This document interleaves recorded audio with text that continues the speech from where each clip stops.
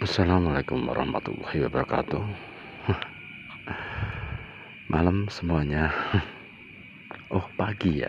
Ini pagi sekarang jam 03.00.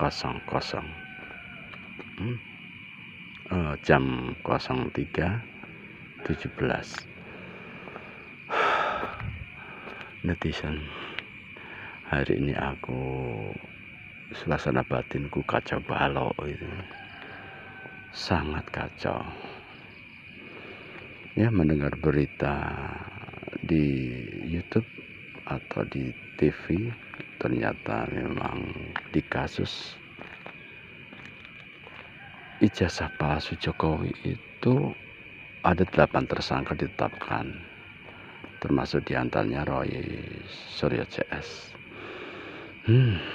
Gimana ya, sebenarnya memang ini sesuatu yang cetha welo-welo ya, bagi siapapun ya, entah mereka yang suka dengan Jokowi atau tidak suka dengan Jokowi. Tapi yang pasti penegakan hukum tentang benar dan salah itu semuanya bisa dirasakan.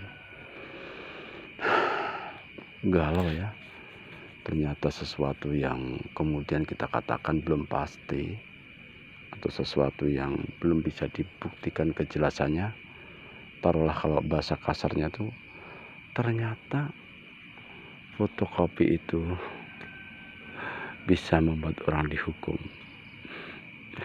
Jadi karena berkas fotokopi itu bisa menghukum atau bisa begitu kuatnya padahal terbuktikan kebenarannya. Saya pada saat dijaga di sebuah perumahan Vienna yang notabene banyak Cinanya, mobil-mobil banyak di sini, banyak sekali. Nah, punya mobil, kadang mobilnya 1, 2, satu rumah.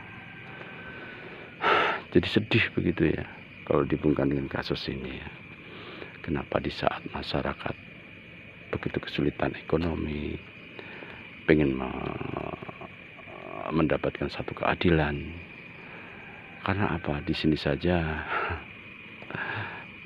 sangat timpang sekali ya, antara yang kaya dan miskin, terutama pribumi seperti saya ini. Jangankan untuk rumahnya, untuk mobil aja bisa nggak beli dengan gaji saya. Setidaknya dengan kasus ijazah palsu itu bisa menjadi indikasi bahwa pemerintah atau negara ini berpihak pada rakyat kecil. Ternyata masih jauh dari panggang atau masih jauh dari angan-angan. Getem, sedih sekali ya. Jadi pengen marah, seolah pengen bakar semua perumahan yang bikin saya kesal. Apa sih? Apa yang melatar belakangi pihak kepolisian tuh menetapkan hal seperti ini? Apakah ada pengaruh oligarki, pengaruh Jokowi? Itu pasti. Cuma untuk membuktikannya, terutama untuk oligarki agak susah. Tapi untuk Jokowi pasti. Kenyataan memang penegak hukum kita masih dikuasai oleh mereka yang terafiliasi dengan Jokowi. Berat sekali ya. Ini marah sekali ya. Kenapa sesuatu yang terbuktikan justru bisa memberi hukuman bagi mereka yang melapor. Artinya ketika suatu laporan itu belum terbukti bagaimana kebenarannya, justru yang melapor itu bisa kena hukuman. Aneh kan? Jadi malas sekali untuk melaporkan satu kejahatan ya. Kita ingin melaporkan satu kejahatan, tapi kita sendiri sebelum kejahatan itu terungkap dengan mudahnya bisa dibekuk atau dipenjara. Kapan ini keadilan bisa tegak? Kapan? Akankah keadilan itu hanya cerita di Indonesia? Penegakan hukum yang carut marut seperti ini Maaf, ini saya hanya seorang satpam gitu ya.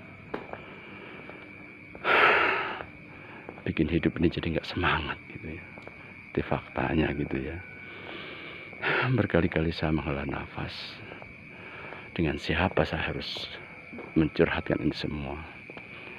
Ya, paling pasti dengan Allah gitu ya. Ya Allah, kenapa negaraku seperti ini? Sedih banget. Aku tatap kembali ke atas sana. Di sana ada bulan.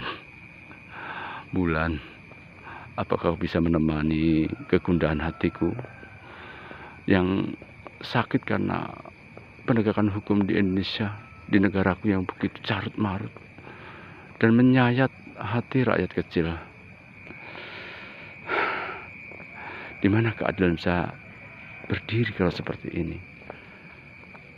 Kalau penguasa, kalau penegak hukum begitu silau dengan kekuasaan sehingga tidak bisa memberikan hati nurani untuk mendapatkan hukum yang benar.